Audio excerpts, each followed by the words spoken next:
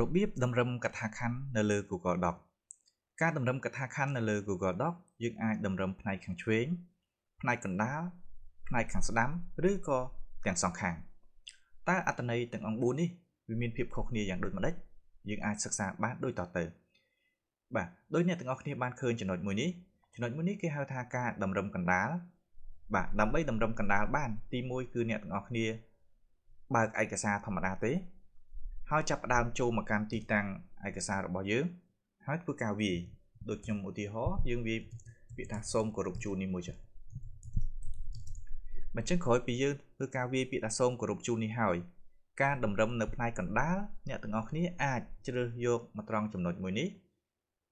និងយកចំណុចមួយនេះបាទដែលអាចប្រើប្រាស់ shortcut key បានគឺ Shift បូក Control បូកជាមួយនឹងអក្សរ E បាទអញ្ចឹងបើសិនបើអ្នកទាំងអស់គ្នាចង់ប្រើប្រាស់នៅលើ keyboard របស់អ្នកទាំងអស់គ្នាអាចប្រើប្រាស់បានដូចគ្នា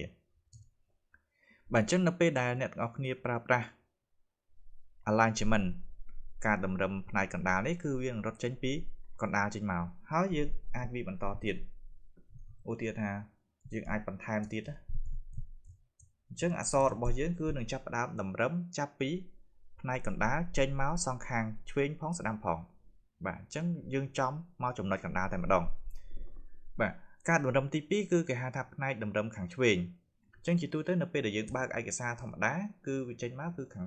ឆ្វេងនេះតែម្ដងអញ្ចឹងប្រសិនបើយើងមានអ្វីមួយ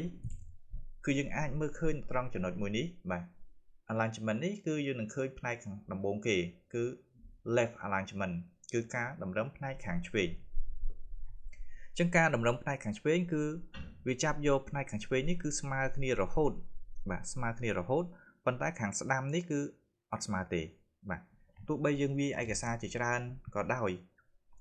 ក៏ត្រង់ចំណុចមួយនេះគឺនៅពេលដែលផ្នែកខាងឆ្វេងនេះគឺវានឹងចាប់ផ្ដើមតម្រឹមស្មើគ្នាគឺចាប់ពីខាងឆ្វេងទៅបាទអញ្ចឹងប្រសិនបើអ្នកទាំងអស់គ្នាយកផ្នែកតម្រឹមខាងស្ដាំវិញគឺមិនខុសពីកន្លែងដដែលទេគឺយើងនៅត្រង់កន្លែង toolbar របស់យើងហ្នឹងគឺយើងយកមកផ្នែកខាងស្ដាំវិញគឺ right alignment បាទដែលមាន shortcut key ដូចគ្នាគឺ shift បូក control បូកជាមួយនឹងអក្សរ O បាទអញ្ចឹងនៅពេលដែលយើងយក right alignment គឺវានឹងចាប់ផ្ដើមតម្រឹមចាប់ពីផ្នែកខាងស្ដាំមកវិញអញ្ចឹងគឺអក្សរនឹងចាប់ផ្ដើមចេញពីផ្នែកខាងស្ដាំនេះមកវិញឧទាហរណ៍ខ្ញុំថាអាចសរសេរដូចនេះទៅអញ្ចឹងនៅពេលដែលយើងចាប់ផ្ដើម enter ចុះមកបន្តខាងក្រោមទៀតគឺវានឹងចេញចាប់ផ្ដើមពីខាងស្ដាំទៅវិញបន្តទៀតបាទអញ្ចឹងគឺផ្នែកខាងស្ដាំនេះគឺស្មើគ្នាតែម្ដងអញ្ចឹងបើសិនបើអ្នកទាំងអស់គ្នាចង់បដូរមកផ្នែកខាងឆ្វេងវិញយើងគ្រាន់តែ select ទៅលើឯកសារនោះហើយចុចមក align left វិញឬក៏ shift បូក control បូកជាមួយនឹងអក្សរ L វិញគឺវានឹងធ្វើការផ្លាស់ប្ដូរការតម្រឹមពីផ្នែកខាងស្ដាំមកខាងឆ្វេងឬក៏ពីឆ្វេងមកកណ្ដាលតាមការកំណត់របស់អ្នកទាំងអស់គ្នាការតម្រឹមមួយទៀតគេហៅថាការតម្រឹមសងខាងជាការតម្រឹមសងខាងគឺគេហៅថា justify នៅក្នុងភាសាអង់គ្លេសចឹងដើម្បីតម្រឹម justify នេះគឺតម្រឹមផ្នែកខាងឆ្វេងផងផ្នែកខាងស្ដាំផងដោយអ្នកទាំងអស់គ្នាបានឃើញនៅលើឯកសារនេះនៅផ្នែកខាងចុងនេះគឺនៅសល់ផ្ទៃ blank ប្រហែលជាច្រើនដែរចឹងនៅពេលដែលយើងចាប់ផ្ដើមធ្វើការតម្រឹម justify គឺអ្នកទាំងអស់គ្នាគ្រាន់តែដាក់ cursor ឬក៏ select ទៅលើបណ្ដុំណាមួយដែលអ្នកទាំងអស់គ្នាត្រូវធ្វើការ justify នោះបាទរួចចុចមកលើកន្លែង toolbar ត្រង់ alignment នេះយក justify បាទ justify នៅខាងចុងគេគឺ shift បូក control បូកជាមួយនឹងអក្សរ J អញ្ចឹងអ្នកទាំងអស់គ្នានឹងបាន alignment justify បាទអញ្ចឹងនៅពេលដែលអ្នកទាំងអស់គ្នា click លើចំណុចនេះបាទឯកសារនឹងរត់ចាប់ផ្ដើមខាងស្ដាំនេះហើយនឹងខាងឆ្វេងនេះគឺរត់មកតម្រឹមស្មើគ្នានៅពេលដែលអ្នកទាំងអស់គ្នាចាប់ផ្ដើមធ្វើការវាយអក្សរជាច្រើនបន្តទៀតឧទាហរណ៍ខ្ញុំសាកល្បងគឺខ្ញុំ copy ឯកសារនេះបន្ថែមយកមកដាក់ខាងចុងនេះបន្ថែមទៀតដើម្បីឲ្យអ្នកទាំងអស់គ្នាបានឃើញថានៅពេលដែល justify នោះគឺវានឹងរត់យ៉ាងដូចម្ដេចបាទអញ្ចឹងនៅពេលដែលយើងយក justify ឯកសារទាំងអស់នេះផ្នែកខាងស្ដាំនៅកន្លែងនេះគឺស្មើគ្នាផ្នែកនៅខាងឆ្វេងនេះក៏ស្មើគ្នាដែរអញ្ចឹងការប្រើប្រាស់ក្នុងការវាយឯកសារផ្សេងសម្រាប់ស្នើសុំ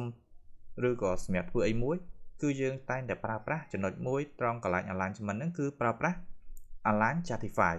ដោយយើងចាប់ផ្ដើមឲ្យវាតម្រឹមទាំងឆ្វេងផងទាំងស្ដាំផងដើម្បីឲ្យឃើញឯកសារនោះ ជាត្រង់ត្រីលក្ខណៈស្អាត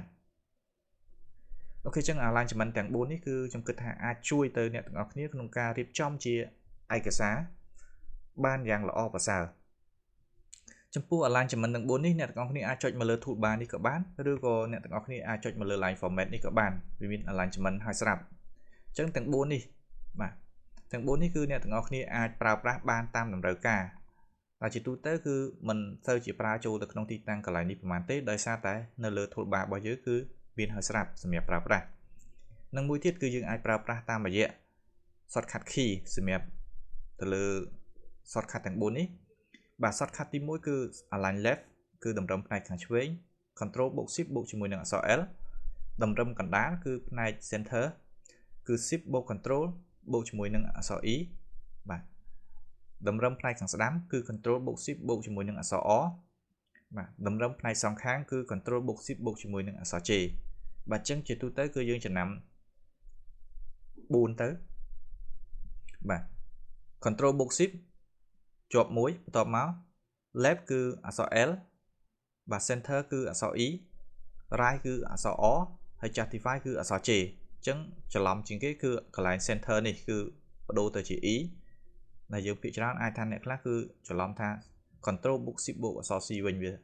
អត់ដូចពី3នេះអញ្ចឹងជាការចាប់អារម្មណ៍សម្រាប់ប្រើប្រាស់គឺការប្រើប្រាស់ shortcut key គឺតែងតែជួយឲ្យអ្នកទាំងអស់គ្នាប្រើប្រាស់បានកាន់តែលឿនអញ្ចឹង4ចំណុចនេះគឺសូមប្រើប្រាស់ដោយយកចិត្តទុកដាក់សម្រាប់ឯកសារអូខេជាចុងក្រោយនេះគឺខ្ញុំសូមបញ្ចប់មេរៀនត្រឹមកម្រិតនេះហើយយើងជួបមេរៀនបន្តទៀតសម្រាប់ពាក់ព័ន្ធជាមួយនឹងការប្រើប្រាស់ Google Docs